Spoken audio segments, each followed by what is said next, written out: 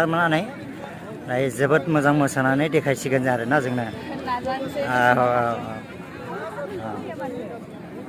दा ओरैजाय मोसानाय जासिगोन आरोना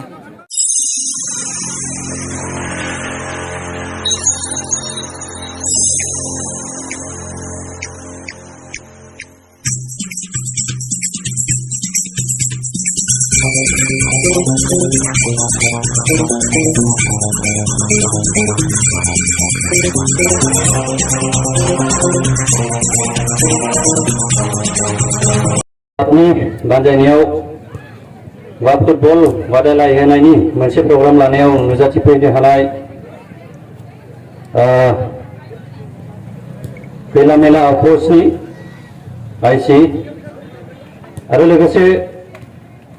बेयाव नुजाफैनो हानाय बर'नि गेजेराव बा जाखांफुनाय बा बयजोंबो मिथिजानाय बर'नि एक्ट्रेस रिंकि ब्रह्म बिनानाव आरो बेयाव नुजाफैनाय जोंनि खैला मेलानि हेडमास्टार आरो बेयाव नुजाफैनाय बा कमिटिजों लिंहरजानाय आलासि नोंथांमोन आरो फुटबल बादायलायनायखौ मोजां मोनग्रा रायजो राजा नोंथांमोन गासैनोबो आंनि गोसो गोरबोनि मान बावनाय थाबाय दिनैनि दिनाव नोंथांमोना लेक्सार खोनासंनो फैयाखै आं मिथिगौ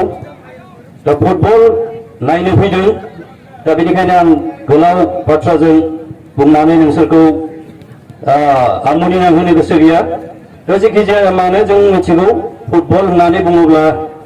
जों बयबो मोजां मोनो बेहा गोथौ ओंथि दङ बेयाव जिउ खांनानै थानायनि बा थांनानै थानायनि मोनसे राहा दङ जों बेखौ बयबो मिथिगौ नाथाय जों दिनै बेखौ जोंनि बड'लेण्ड हालामाव जोङो बयबो जायफोरा जोहोलावफोर बिथांमोनखौ दिनै फिल्डआव बुट लायै लायै ओंखारफिननायखौ जों नुदों बे जोंनि थाखाय मोनसे भबिष्यतआ जोबोद मोजां सानसे समाव फोथारफोराव अमा बोरमाफ्रासो जायगा लासेमोन दा मोनफ्रोमबो फिल्डआव आं नुबाय गाव गावबागाव क्लाबफोरखौ फोजौनायनि मोनसे लामाखौ खालामनानै लाफिनबाय आरो बेयो जोंनि थाखाय जोबोद मोजां दिनै जों मुलुगाव जोङो नायोब्ला नुयो गोबां दिनै जोंनि गेजेराव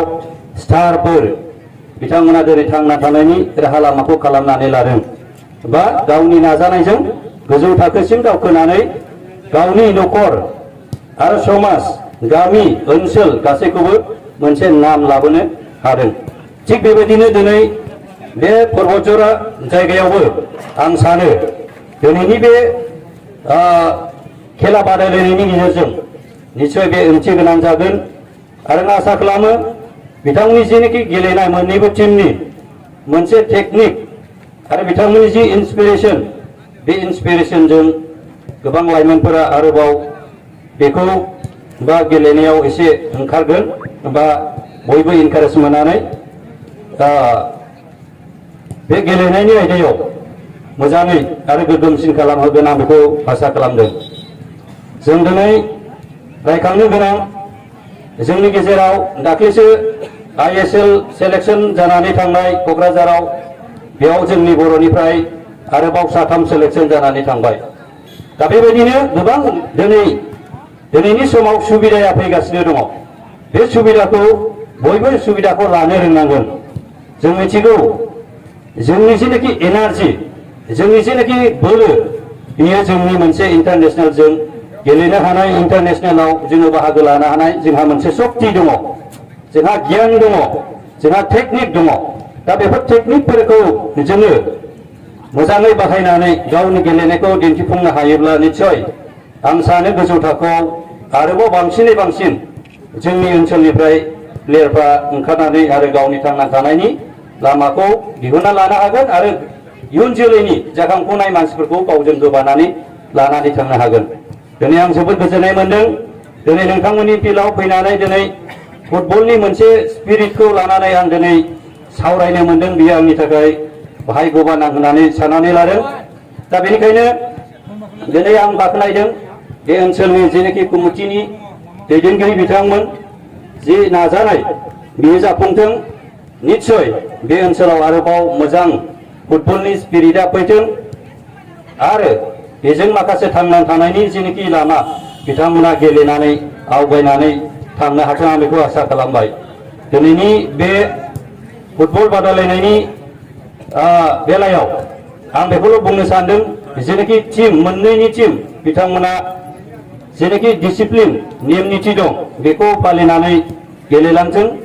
आरो बेखौनो आं आसा खालामदों बिथांमोना दिनैनि बे फुटबल बादायलायनायखौ जागायजेननायनिफ्राय जोबजासिम मोजाङै मोजां जाफुंहोलांथों आरो आंनि गासै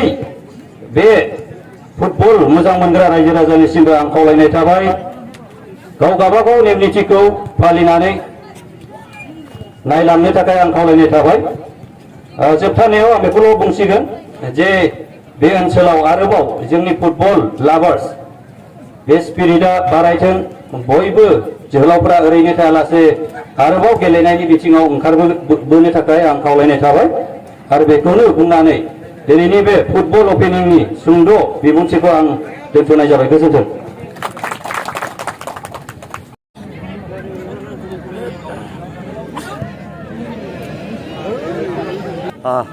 बिथाङा हाले आरोना दायो एकदमबारे बिथांखौ दायो थिखोनानै लाबोनाय जाबाय।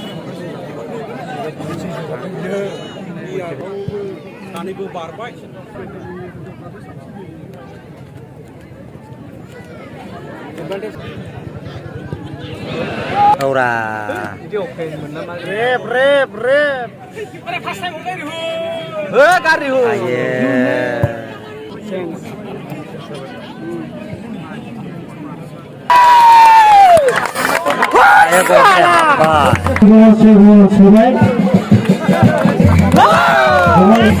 GBFC बाजुगाव 1 गलाव आवगायनानै दङ दायो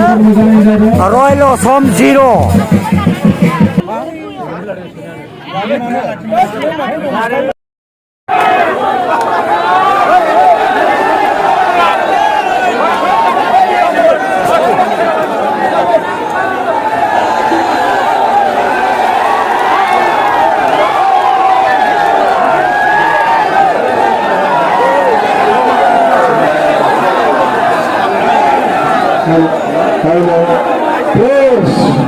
बांद्राय अन्नानै गरम दाखांसै नामा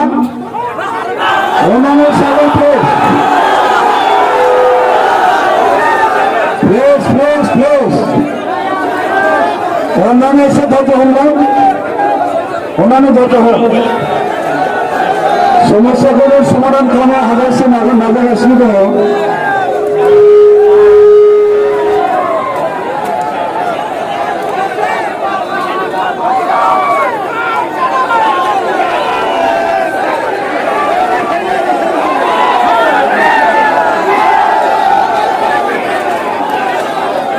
अन्नानै एसे थाथ'दो नामा अन्नानै साइलेन्ट जादो दे।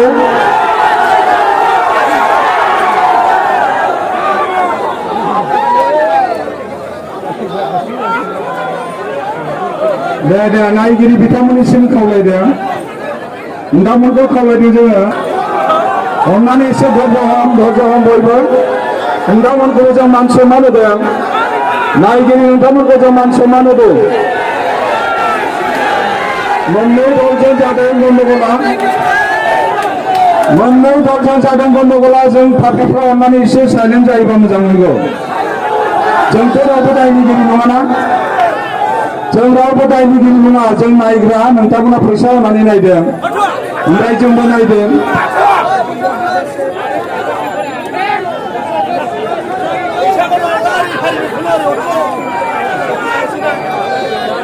हेलो